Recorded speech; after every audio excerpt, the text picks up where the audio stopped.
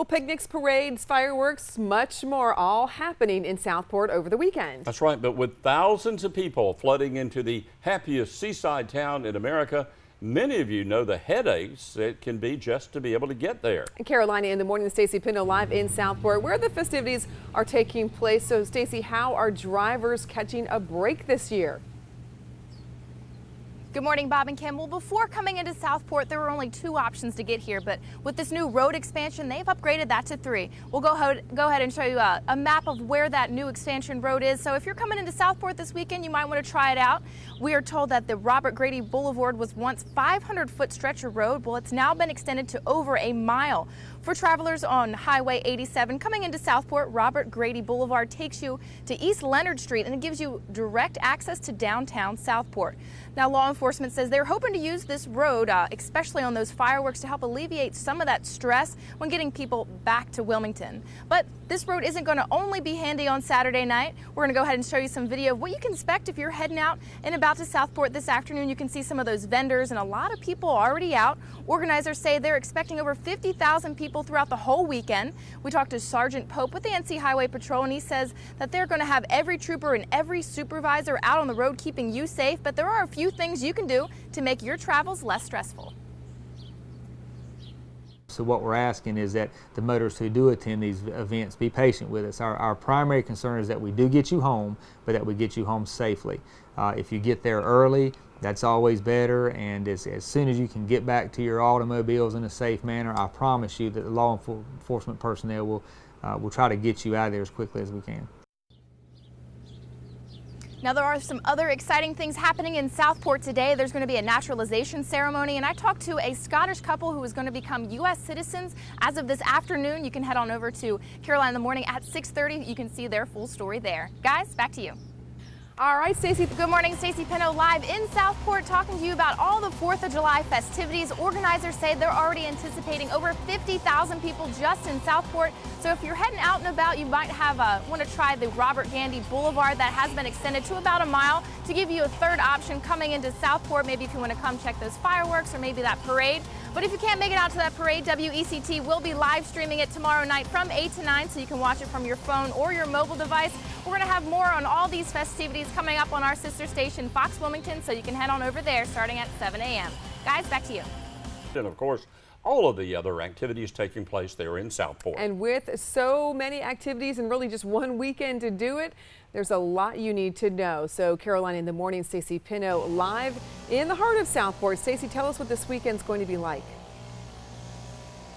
Good morning, Bob and Kim. Well, it's definitely a busy one. I'm sure you can probably hear some of the weed whackers going on over there. And crews have been out here this morning just making sure Southport is in tip-top condition for all its visitors that are going to be coming in. Organizers say they're already anticipating over 50,000 people coming in just to Southport this weekend. And many people we've already talked to said the crowds that they're seeing are already bigger than usual, and it's not even the weekend yet. But we'll go ahead and show you some video of what you can expect when you're heading down to Southport this weekend.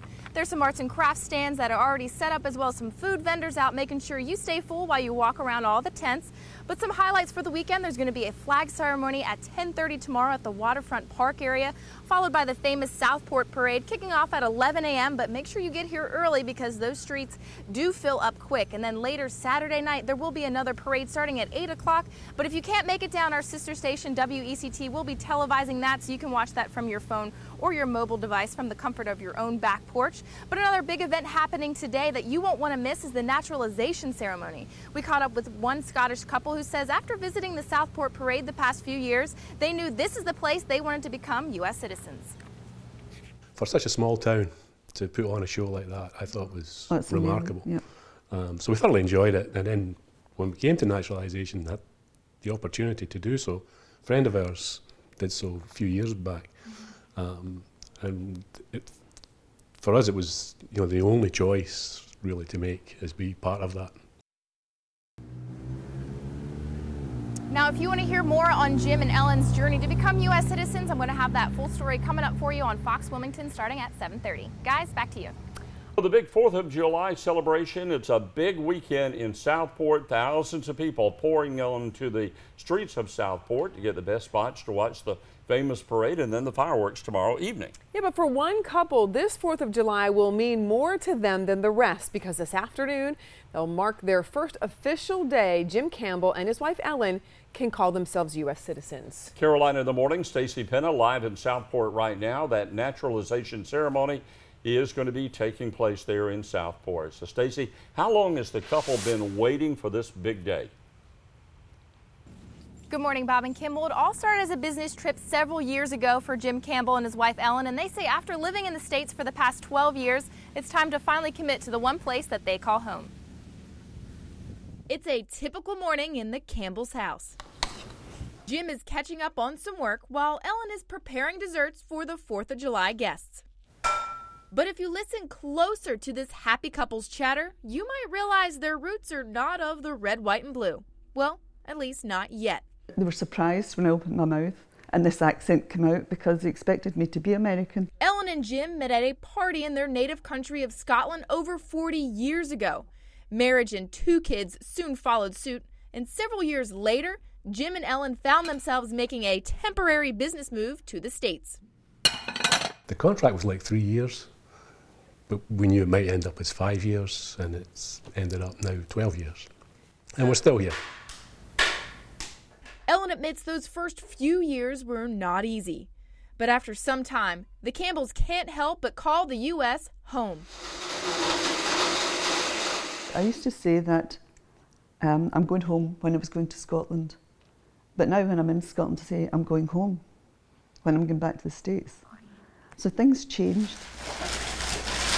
After feeling like Americans, the Campbells want to have the paperwork to show it. But it's a bit of a privilege, I think, to be able to become a citizen when so many people in the country and outside of the country would love to become American citizens. So I feel quite privileged. I think we both do. As Ellen lays out her patriotic dress for their naturalization ceremony, she and her husband can't wait to say, "I am a U.S. citizen." Now, if you want to see the Campbells as well as several other families be naturalized today, that ceremony is taking place in Southport at 4 p.m. Guys, back to you. All right.